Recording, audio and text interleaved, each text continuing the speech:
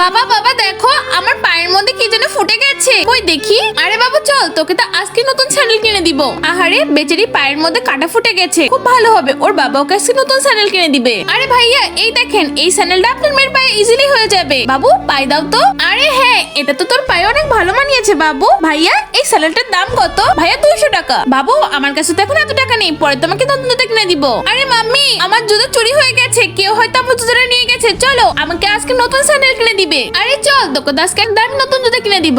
আরে কি ব্যাপার, এটা তো আমার ছেলের স্যান্ডেল। এই গরিব দাঁড়া, তুই আমার ছেলের স্যান্ডেল নিয়েছিস কেন? হ্যাঁ আল্লাহ তোমার এই পবিত্র কোরআনশিপকে দেখে যে ভিডিওটাকে লাইক চ্যানেলটাকে সাবস্ক্রাইব করে দেবে এবং সেই সঙ্গে 10 জনের কাছে শেয়ার করে দেবে। তুমি তো সমস্ত গুনাহ মাফ করে দিও। এই বাচ্চা তাড়াতাড়ি আমার ছেলের স্যান্ডেলটা খোল। আরে মাম্মি ও তো এটা চুরি করেনি, আসলে আমি যখন রাস্তায় দাঁড়িয়েছিলাম, আরে উনি তো স্যান্ডেল কিনতে গেছিল, কিন্তু স্যান্ডেলটা কিনে একা একা কোথায় যাচ্ছে? এই আঙ্কেল একটু দাঁড়ান না। আঙ্কেল আপনি তো আপনার মেয়ের জন্য স্যান্ডেল কিনতে গিয়েছিলেন, কিন্তু স্যান্ডেল কোথায়? আরে বেটা স্যান্ডেল তো অনেক টাকা দাম, কিন্তু অত টাকা আমার কাছে নেই। আরে এখানে তো আমার স্যান্ডেলটা রয়েছে, যাই এটা গিয়ে আমি ওকে দিয়ে দিই। এই আঙ্কেল একটু দাঁড়ান না, আমার এই জুতাটা তো ছোট হয়ে গেছে, আপনি এটা একটু নিয়ে যান। আরে বেটা তোমাকে তো অনেক ধন্যবাদ। বাবু নে, তো এটা পায়ে দে।